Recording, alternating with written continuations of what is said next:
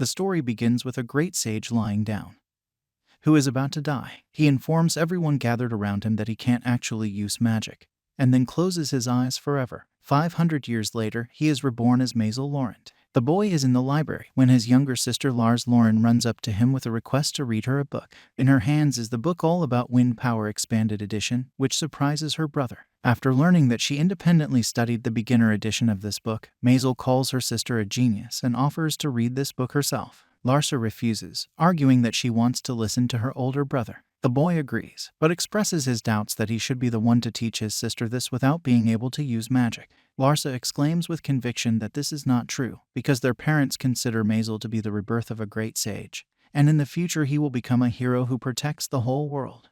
People who can use magic without mana have been called great sages in this world, and politicians, beastmen, and even semi-humans have come to respect and love them. Maisel and Larsa's parents undoubtedly believe that their son is the rebirth of the greatest sage. But the problem is that Maisel is the great sage who was reborn. Even after reincarnation, his magic power remained zero, and even attempts to use it didn't lead to anything.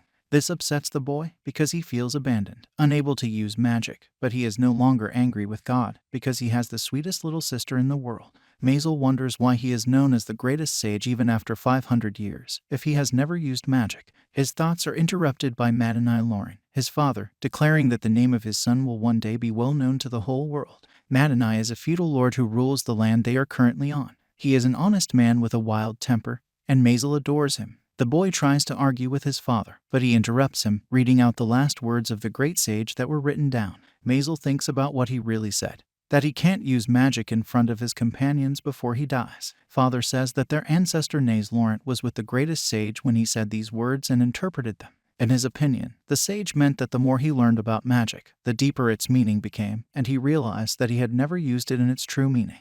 This is how the dying words of the greatest sage were interpreted. Maisel was annoyed because he couldn't use magic verbatim, and Laurent had twisted his words too much to make them lose their original meaning. Out of indignation, the boy slammed his fist down on the table and broke it in two. The father returns to the fact that his son is in the same situation as the greatest sage, even though he is only 5 years old, and calls it fate. Maisel skeptically asks if he is serious, to which Madani, dismissing the jokes, tells his son to be more confident in himself. The boy does not understand what this is about, and his father turns his attention to the mansion's library, which contains 10,000 books. He notes that Maisel has read all these books in just 2 years, and even though he has no mana, Madani is proud of his diligence. After that, the father turns to Larsa, tells her to study hard under the guidance of her brother, and leaves. Larsa enthusiastically asks Maisel to teach her magic, and Maisel agrees, asking what they will read next. The sister refuses to read and asks her brother to show her his magic, which is instantly rejected.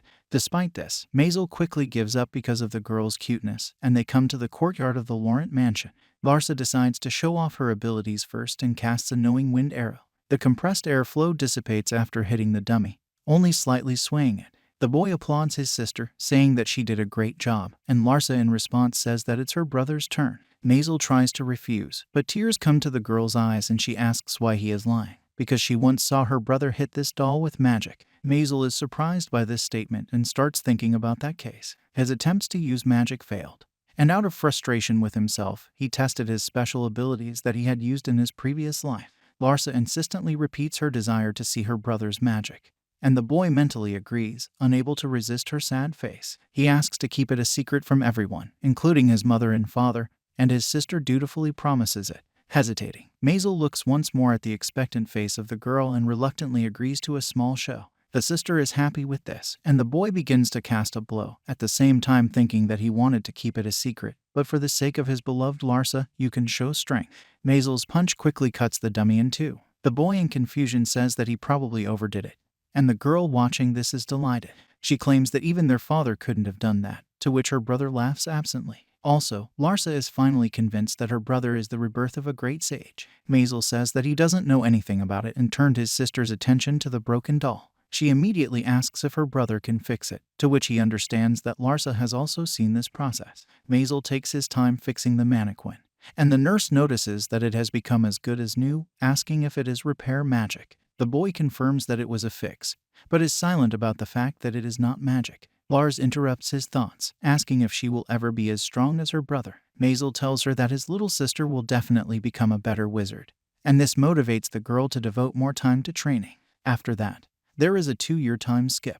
In a town on the territory of the Laurent family, children show off their abilities to each other. One of them can make fire appear from their fingers, while the other creates the flame of a red-hot crimson bolt. Suddenly, one of the children calls everyone present amateurs, saying that Larsa can do much more, and points to the brother and sister standing nearby. In response, the girl casts a shattering wind spell, easily blowing out the flames of those who just boasted about them. The kids admit that it was incredible, and the vanquished rival offers Larsa to marry him. Maisel immediately says that he will not allow this, because his sister is only 5 years old and this is too much. Just a picture of his Larsa in a wedding dress shocks the boy and he starts to cry. He shouts that he will never allow his sister to become a bride, scaring everyone else with his outburst of emotion.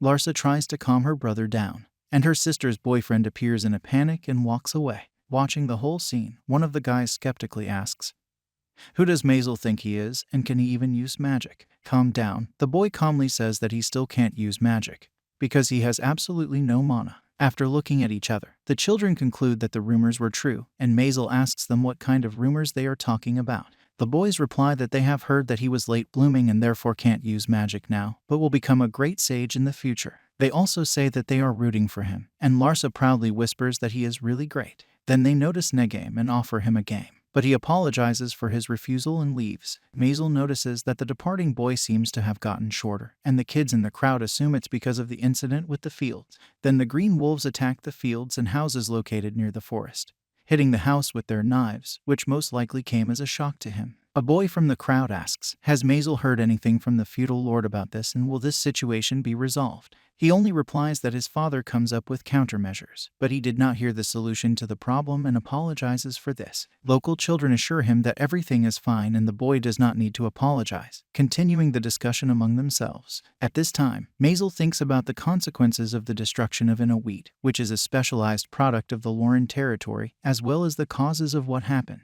Green wolves usually roam only in the forest, and their exit from it in large groups can mean the appearance of a stronger enemy in the forest. A little later, the boy goes to the forest to check his guess. While in the forest, he notices some oddities and begins to search for their cause. After scouring the forest for a while, Maisel comes across a huge, deadly spider eating a green wolf. The boy thinks about the plan of action and decides that it will be easier to personally defeat the spider with the help of its special power. He comes out from behind the bushes, and noticing the child, the spider begins to attack him. Maisel deftly dodges all the blows of the monster, but then it pours neurotoxin from its glands on the boy. Maisel spits discontentedly, because this slime has got put it in his mouth, and says that the spider looks happy. To this, the monster replies that it is happy, because the boy has already lost, because the poison will immobilize him. To this, Maisel quite replies that antipsychotics do not work for him, because in his previous life he trained hard and received antibodies to various types of poisons. The deadly spider is confused, and the boy says that it's his turn. He needs to keep the spider intact in order to find out the reason for what happened,